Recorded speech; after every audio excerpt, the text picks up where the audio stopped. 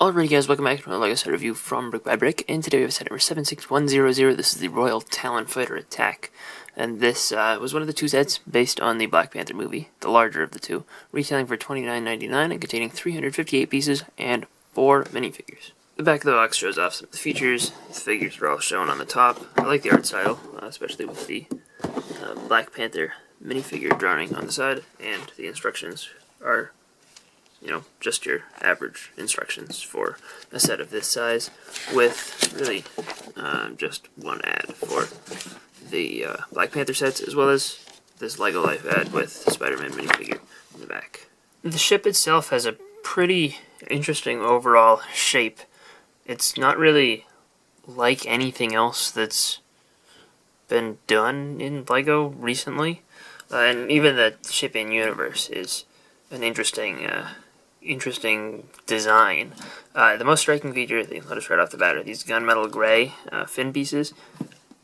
Don't believe these were new. I think this shape of them was used in this color in the Hands of Time Ninjago sets, but you do get quite a few of them here, and they're immediately relatively striking. You do have the engine from the back, which has some purple plates underneath these grills, so that it kind of looks like purple energy, which is sort of the Wakanda vibranium energy feel. I'm just turning this upside down real quick. It does have a couple of transparent places. Doesn't really act to lift it off the ground at all. It just kind of holds the bottom together. But we do have these two little kind of almost landing gear pieces with stickers on them. But they're both there, and that kind of gives this a little bit of a forward rake when you place it down on the ground. As far as stickers go, we've got these two large stickers with the white stripe going down, and those are repeated on either side, and you really got to line those up so that it works perfectly. I think I did a fantastic job on that side. This side could have used a little tiny bit more work. You do have two other stickers here, as well as one on the very front of the cockpit. And this isn't a transparent back sticker, so you won't get the weird bubbling, but you do have to line this up well for it to look good. And there are also two stickers on the inside of the cockpit, but we will take a closer look at that in a second. And these on the side, which show you the stud shooters, and the stud shooters shoot off pretty well. It maybe would have been nice if the studs were a trans purple, but other than that, they're trans blue, and they work fine. And you do have a little bit of a space here, a gap from the top, and they use these rack gears on the back for a little bit of interesting shaping. And these kind of fins are adjustable on the tops, and I guess these two on the sides are sort of adjustable, but you kind of going to want to keep them at that angle. And the cockpit section here does open up pretty easily, and we seat. There's an intentional seat for one figure, but you can fit Black Panther in the back section there, and it does have these two Wakandan-inspired sticker control panels here, and a dark tan interior.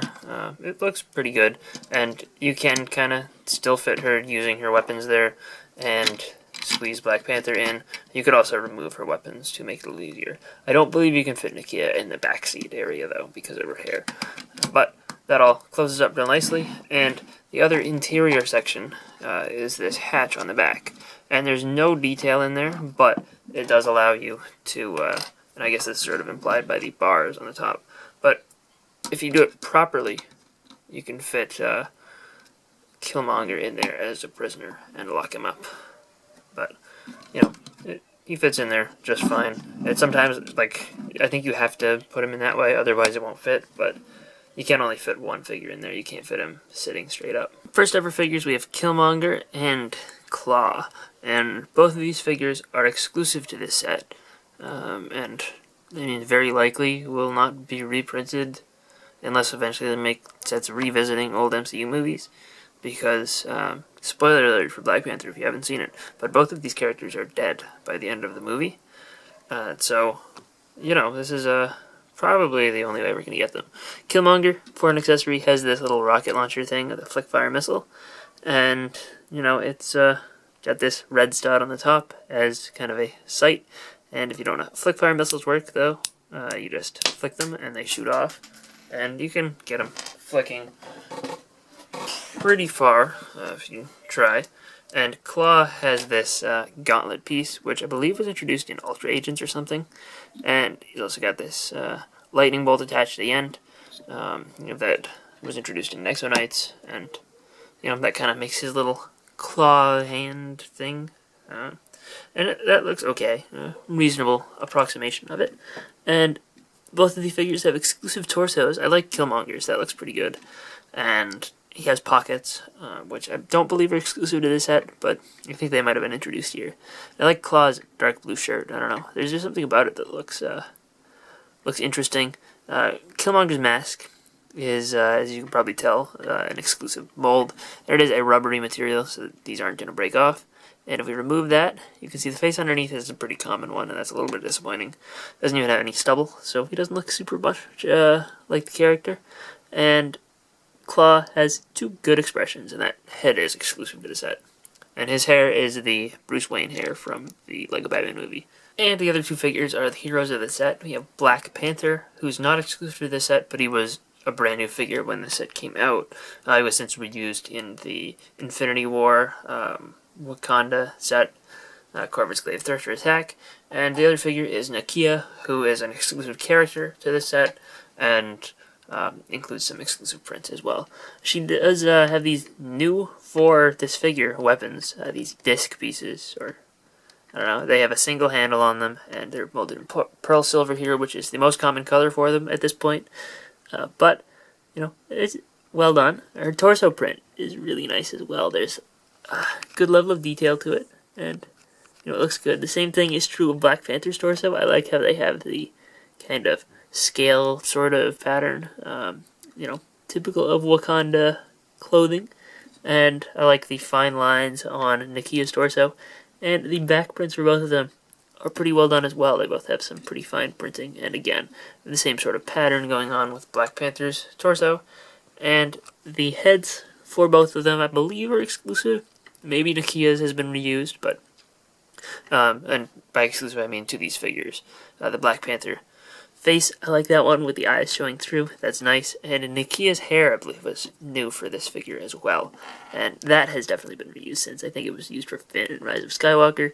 You just have a smiling alternate expression, and Black Panther uses the Black Panther hair piece, or not hair piece, but head attachment piece, to give him the little ears on the back.